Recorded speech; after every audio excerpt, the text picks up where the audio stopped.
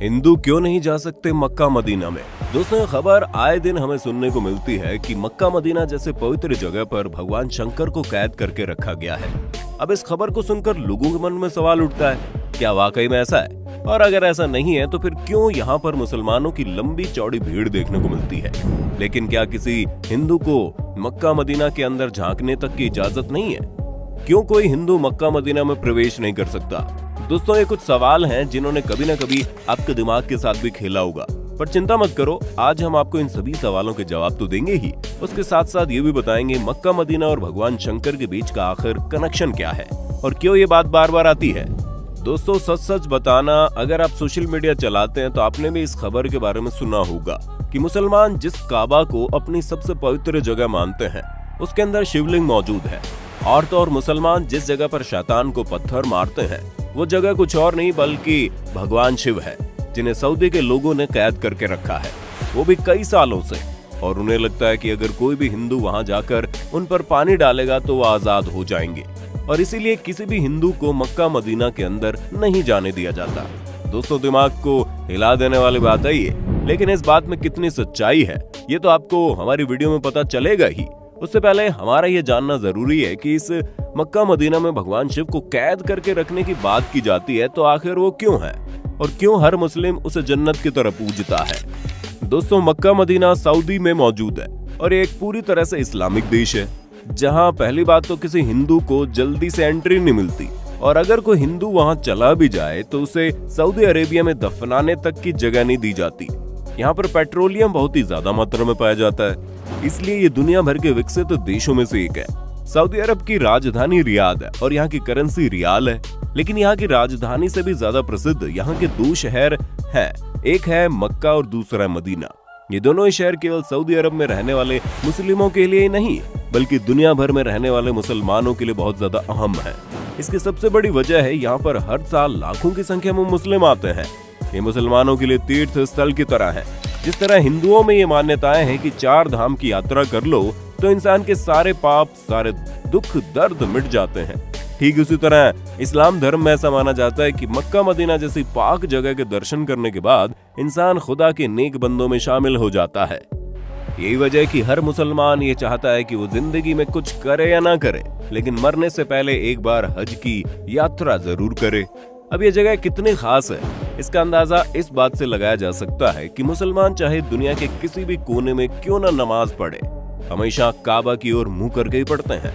जैसे कि भारत में रहने वाले मुस्लिम पश्चिम की ओर मुंह करके नमाज पढ़ते हैं, क्योंकि हमारे देश में मक्का पश्चिम दिशा में है, और यही वजह है कि मुस्लिम ये भी मानते हैं कि पश्चिम की ओर मुंह करके झूठ बोलना गुनाह है। दोस्तों, जब लोग हज की यात्रा करके आते हैं तो वो काबा के चारों ओर चक्कर लगाते हैं, इसे तवाफ कहते हैं, और ये हज का सबसे खास हिस्सा होता है। साथ ही वो मदीना की जियारत करने जाते हैं। मदीना वो जगह है जहाँ पर पैगंबर मोहम्मद की कब्र बनी हुई है। दोस्तों, मक्का मदीना के बारे में आप लोगों ने काफी कुछ जान लिया, लेकिन सोशल मीडिया पर वायरल हो रही इन खबरों का सच जानना भी आपके लिए बड़ा जरूरी है, वरना कई सालों से लोग इस चीज पर विश्वास कर रहे हैं। पर दोस्तों, घबराने की बिल्कुल भी आवश्यकता नहीं है, क्योंकि इंटरनेट पर वायरल हो रही ये खबर पूरी तरह से गलत है। वैसे भी अगर आप सच्चे हिंदू हैं और ये बात मानते हैं कि शिव जी की तीसरी आंख जब खुलती है तो प्रलय आ जाता है, तो भला आप इस बात पर किस तरह यकीन कर सकते हैं कि कोई शिव जी को कैद करके भी रखेगा? वैसे अगर आप किसी और धर्म के भी क्यों ना हो, लेकिन एक ईश्वर के घर पर दूसरे ईश्वर को कैद करने वाली बात सरासर गलत लगती है। मुसलमान धर्म के लोग भले ही इस तरह की चीजों को करने की सोचें, लेकिन खुद अल्लाह उन्हें इस चीज करने की मंजूरी नहीं देता, क्योंकि ईश्वर को हम इंसानों ने बांटा है, भगवान के लिए तो सब बराबर है। ऊपर से ये कहा जाता है कि मक्का मदीना में साधारण मनुष्यों ने शिव जी को कैद किया है, मतलब ये तो वही बात होगी, लोगों ने ये कह दिया कि धरती गोल नहीं बल्कि चौकोर है। तो क्या आप मान जाएंगे और ये सोचने लगेंगे कि अगर उसने कहा है तो ऐसा जरूर होगा? आप खुद ही दिमाग लगाइए, पूरी दुनिया का विनाश करने वाले भगवान शंकर को कोई कैसे किसी चीज में कैद करके रख सकता है? वो अगर चाहे तो चुटकियों में ब्रह्मांड को हिला दे। ऐसे में भला भगवान शिव को कैद करके रखे जाने वाली बात किसी छोटे बच्चे की बचकानी हरकत से कम नहीं है। अब कई लोग इस बात को तो नहीं मानते कि वहां पर शिव जी को कैद करके रखा गया, लेकिन ये जरूर मानते हैं कि मक्का मदीना में शिवलिंग है, तो हम इस पर भी पुष्टि कर दें ऐसा कुछ भी नहीं है। असल में मुसलमान जब हज यात्रा के लिए जाते हैं तो मक्का के पास स्थित एक इमारत में शैतान को पत्थर मारने की रस्म के साथ ही हज की यात्रा पूरी मानी जाती है। हालांकि शैतान को पत्थर मारने की रस्म पूरे 3 दिन की होती है, लेकिन ईद उल आधा यानी कि बकरीद के पर्व पर इस रस्म की शुरुआत होने के कारण सभी हज यात्री इस मौके पर शैतान को पत्थर मारने की रस्म पूरी करने की हसरत रखते हैं। हज की यात्रा पर आए लोग तीसरे दिन यहाँ मौजूद इन 3 बड़े खम्भों को शैतान समझकर इनके ऊपर पत्थर मारते हैं और इस रस्म को करने के साथ ही हज की यात्रा पूरी हो जाती है। अब कई सारे हिंदुओं का ये कहना है कि यही खंभे शिवलिंग है, इनके बीच शिवलिंग स्थापित की गई है। तो दोस्तों ऐसा बिल्कुल भी नहीं है, बल्कि इसका सच कुछ और ही है। जब अल्लाह ने हजरत इब्राहिम से कुर्बानी में उनकी पसंदीदा चीज मांगी, तो अब हजरत मोहम्मद के लिए इनकी इकलौती औलाद से ज्यादा पसंदीदा और क्या चीज हो सकती थी, क्योंकि इनकी औलाद काफी बुढ़ापे में पैदा हुई थी और हजरत इब्राहिम उससे प्यार भी बहुत करते थे, लेकिन वो खुदा के हुक्म को नहीं टाल सकते थे। इसलिए हजरत इब्राहिम ने खुदा के लिए अपने बेटे की कुर्बानी देने का फैसला किया।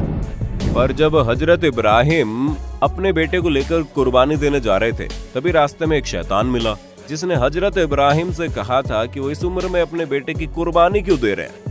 अब तो इनका बेटा होना भी बड़ा मुश्किल है, ऊपर से ये बेटा इतने सालों बाद बुढ़ापे में पैदा हुआ है, जो बुढ़ापे का सहारा बनेगा। अल्लाह के कहने पर हजरत इब्राहिम कैसे अपने जिगर के टुकड़े को कुर्बान कर सकते हैं। अब शैतान की ये सारी बातें सुनकर हजरत इब्राहिम सोच में पड़ गए और फिर इनका कुर्बानी देने का इरादा भी डगमगाने लगा। लेकिन फिर उन्हें ख्याल आया कि नहीं, ये चीज गलत है, अल्लाह की फरमाइश सबसे पहले है। और तब हजरत इब्राहिम कुर्बानी देने चले गए। हजरत इब्राहिम को लगा कुर्बानी देते समय कहीं वो भावनाओं में ना बह जाए। यही वजह है कि कुर्बानी देते वक्त उन्होंने अपनी आंखों में पट्टी बांध ली। लेकिन भला खुदा कैसे किसी के साथ बुरा कर सकता था? वो तो बस हजरत इब्राहिम की परीक्षा ले रहा था, जिसमें हजरत इब्राहिम पूरी तरह से पास हो गए। इसलिए खुदा ने हजरत इब्राहिम के बेटे की जगह कुर्बानी देने के लिए एक बकरी को खड़ा कर दिया और तभी से बकरी ईद के दिन बकरी की कुर्बानी देने की परंपरा चली आ रही है। यही वजह है कि हज यात्री जब जानवर की कुर्बानी दे देते हैं तो ये उस शैतान को पत्थर मारने पहुंच जाते हैं, जिसने हजरत इब्राहिम को भड़काने की कोशिश की थी। और इसी पत्थर मारने की रस्म के साथ ही खुदा से ये वादा भी करते हैं कि कोई भी शैतान उन्हें कभी भी बहका नहीं पाएगा।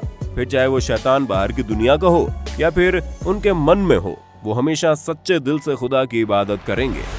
ऐसे में दोस्तों ये शिवलिंग नहीं, बल्कि ये जो 3 खंभे हैं वो शैतान का प्रतीक हैं, जिस पर पत्थरों की बरसात करके लोग अपने अंदर के शैतान को मारने की कोशिश करते हैं। ऐसे में कई लोगों के मन में ये सवाल आता है कि अगर ऐसा कुछ नहीं है तो वहाँ पर हिंदू को क्यों नहीं जाने दिया जाता? दोस्तों यहाँ पर सबसे पहली बात तो यह है कि सिर्फ हिंदुओं को ही नहीं, बल्कि किसी भी गैर मुस्लिम धर्म, फिर चाहे वो हिंदू हो, सिख हो, ईसाई हो या फिर बुद्ध धर्म ही क्यों ना हो, अगर वो मुसलमान नहीं है तो उसे काबा के अंदर नहीं जाने दिया जाएगा। क्योंकि ऐसा माना जाता है अगर कोई मुसलमान नहीं है तो जाहिर सी बात है वो सच्चे दिल से अल्लाह पर विश्वास भी नहीं करता, और जो शख्स से सच्चे दिल से अल्लाह पर विश्वास नहीं करता उसे काबा के अंदर प्रवेश करने की इजाजत नहीं है। यहाँ सिर्फ उन्हीं लोगों को आने दिया जाता है जो बिल्कुल पवित्र मन से अल्लाह को अपना मानते हैं। वरना आप खुद ही सोचिए कि आप किसी ऐसे इंसान को घर के अंदर आने देंगे जिसे आपकी बिल्कुल भी इज्जत ना हो और वो आपको बिल्कुल भी सम्मान ना करे, बस अपने फायदे के लिए आपके घर के अंदर आने की कोशिश करे। हमें मालूम है इस तरह के लोगों को आप दूर से भगा दोगे। आप ये चाहेंगे कि जो कोई भी आपके घर में आए वो कम से कम आपका सम्मान तो करे। और ठीक ऐसा ही यहाँ के लोग भी चाहते हैं कि जो कोई भी काबा में प्रवेश करे वो अल्लाह को सच्चे दिल से माने। उसके लिए सबसे पहले अल्लाह होना चाहिए, बाकी सारी चीजें बाद में। तो दोस्तों आपको मक्का मदीना से जुड़ी हर एक बात अच्छे से पता चल गई होगी। अब आपका इसके बारे में क्या कहना है कमेंट करके बताइए, और इसी तरह की इंटरेस्टिंग वीडियोस को देखते रहने के लिए चैनल को लाइक, शेयर, सब्सक्राइब करना बिल्कुल ना भूलें। धन्यवाद। दोस्तों आपकी स्क्रीन पे 2 और वीडियोस दिख रही हैं, जिसे देखने के लिए आप इस स्क्रीन पर क्लिक करें। दोनों देखिएगा, बहुत अच्छी वीडियो बनी है।